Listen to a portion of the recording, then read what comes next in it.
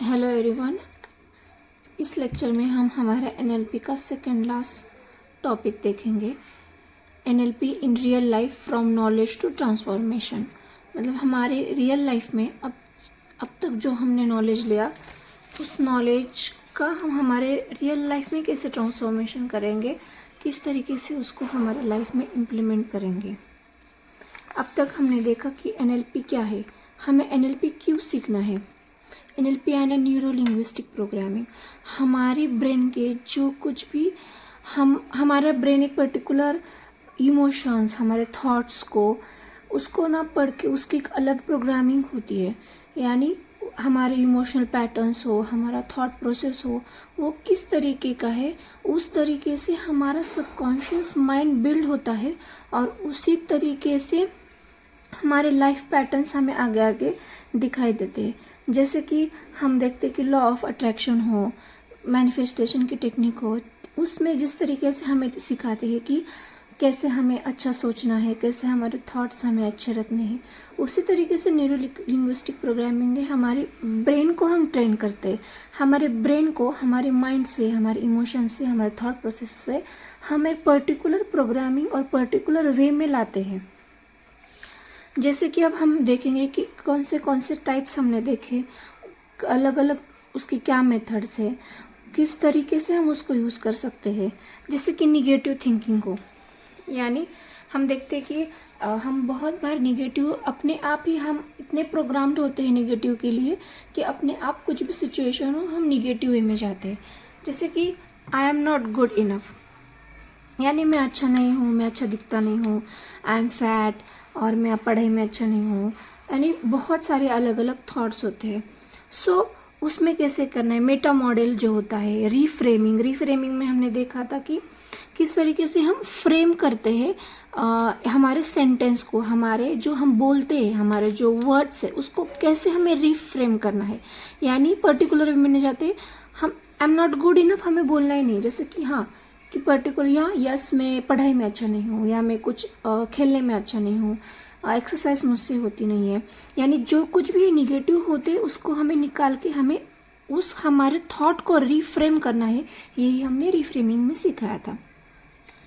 और emotional situation, जैसे कि इमोशनल सिचुएशंस कैसे हैंडल करनी है, उसमें हमने देखा था कि सेंसरी अवेयरनेस कैसी होती है। सेंसरी अवेयरनेस यानी हमने जो कुछ भी हमारे सेंसेस के थ्रू हमें अवेयरनेस लानी है। जैसे हमारे आईज़ होते हैं, हमारे ईयर्स, नोज़, किस तरीके से हम उसका यूज़ करके, उसका एक वैक करके टॉपिक है, उसमें हम वो सब सेंसेस को किस तरीके से हम यूज़ करते हैं हमारे डेली लाइफ अवेयरनेस में, वो हमने देखा है। और हमारे इमोशनल सिचुएशन किस तरीके से हम हैंडल करेंगे उससे, वो हमने उस टॉपिक में देखा था। आप वो लेक्चर देख सकते हैं।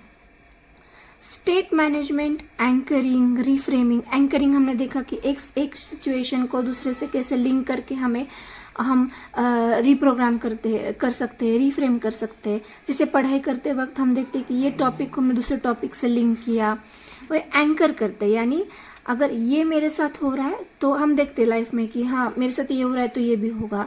तो हम ये बहुत बार निगेटिव वे में करते हैं, लेकिन हमें एंकरिंग में यहाँ पे भी हमारे थॉट को ही हमारे ब्रेन का ही प्रोग्रामिंग एंकरिंग के वे से हम उसको पॉजिटिव वे में लाते हैं।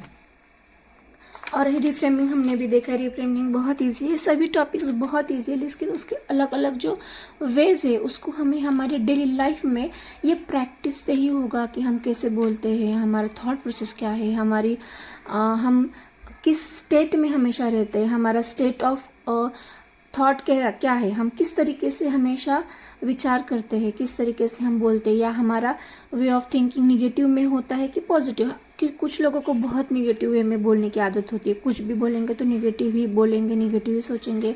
वो हमारे बातों में, हमारे व्यवहार में वो दिखता ही है। तो हमें वो एनएलपी हमें वही सिखाता है कि हमें हमारे ब्रेन को प्रोग्रामिंग करके किस तरीके से हमें खुद को बदलना है। कॉन्फिडेंस हो, कॉन्फिडेंस के लिए आउटकम थिंकिंग, यानी हमें जो कुछ भी आउटकम चाहिए उसको अच्छे से विजुलाइज करना है। यानी एग्ज़ाम्स हो, जॉब हो, डेली लाइफ के कोई भी प्रॉब्लम हो, उसका आउटकम हमें हमेशा पॉजिटिव ही दिखना है। सिचुएशन कितनी भी एडवर्स हो, कितनी भी हमारे खिलाफ हो, हमें दिखता है कि हाँ ये नहीं हो सकता, ये नहीं होने वाला, फिर भी हमें पॉजिटिव ही आउटकम देखना है। लेकिन हम देखते हैं कि ये पॉसिबल नहीं होता, लेकिन ये सिर्फ प्रैक्टिस से ही होता है। और विजुअलाइजेशन जो हम मैनिफेस्टेशन में देखते हैं उसमें यही सिखाते हैं कि हमें अभी हमारे पास कुछ भी नहीं हो, फिर भी वो यही सिखाते हैं कि ऐसे सोचना है कि हमारे पास हमारा जो कुछ भी ड्रीम है वो हमारे पास अभी अवेलेबल है। एंकरिंग में भी हमें पॉजिटिव स्टेट में कैसे रहना है वही सिखाते हैं। और लास्टली कम्युनिकेशन के लिए हमारे लाइफ में, डे टू डे लाइफ में हो, कम्युनिकेशन बहुत ज़्यादा इम्पॉर्टेंट होती है। किस तरीके से हम रैपॉर्ट बिल्ड करते हैं, रैपॉर्ट बिल्डिंग का भी चैप्टर है, लेक्चर है। रैपॉर्ट बिल्डिंग यानी जैसे कि हम एक दूसरे से बात करते हैं, किस तरीके से हमारे रिलेशंस मेंटेन हो, सोशल लाइफ हो, हमारी पर्सनल लाइफ हो, हमारी फैमिली हो, रिलेटिव्स हो, किस तरीके से हमें एक होशियार हमारे ब्रेन को इस तरीके से प्रोग्राम करना है कि हम अच्छे से हमारा रैपॉर्ट बिल्ड कर सके। जैसे कि रिप्रेजेंटेशनल सिस्टम का भी एक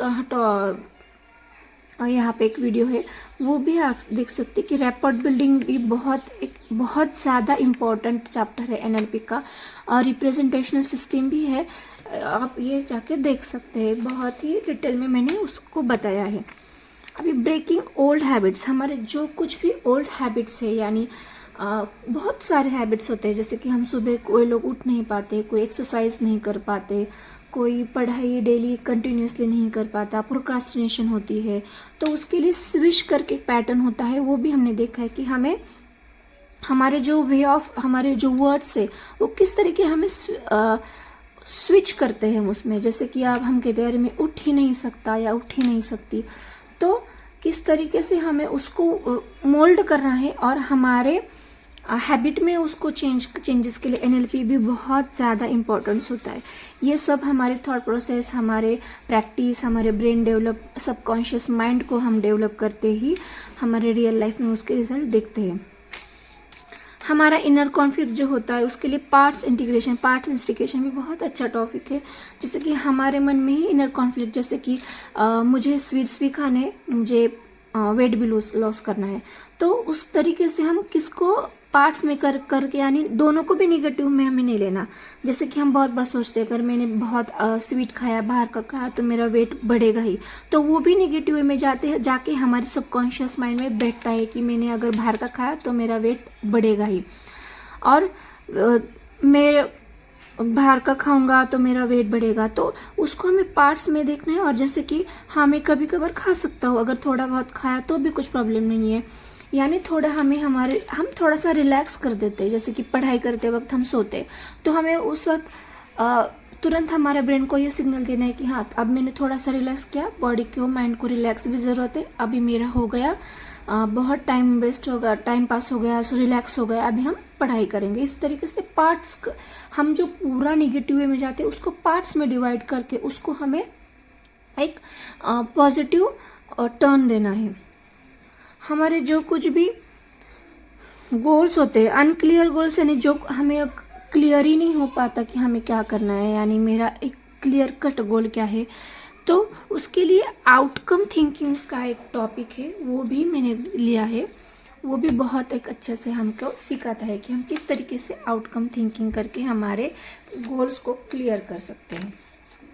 लास्टली, अगर हमारी सिचुएशन स्टक हो तो उसको बिहेवियरल फ्लेक्सिबिलिटी, यानी आप को किसी सिचुएशंस में हो, आप उसमें कंफर्टेबल नहीं हो, अगर कोई रिलेटिव्स को आप मिलने गए, कोई ऐसे फ्रेंड्स हैं जिनके साथ आपको अच्छा नहीं लगता, लेकिन आपको सिचुएशन ऐसी है कि आपको मिलना ही है, बात ही करनी है, कुछ भी, आप कॉलेज हो, जॉब हो, बहुत टाइम ऐसा होता है कि हम ऐसे स्टक फील करते हैं कि मुझे यहाँ पे नहीं होना चाहिए। हमारा लाइफ में भी हमारे काम के रिलेटेड हो, तो उसमें बिहेवियर फ्लेक्सिबिलिटी, कि हम किस तरीके से हमारा बिहेवियर चेंज करके उसको फ्लेक्सिबल करके उस सिचुएशन को हमारी तरफ मोड़ सकते हैं, हमारे लिए अच्छा कर सकते हैं। यहाँ पे सिर्फ लास्ट ऑफ द पॉइंट यही है कि हमें खुद के लिए अच्छा करना है।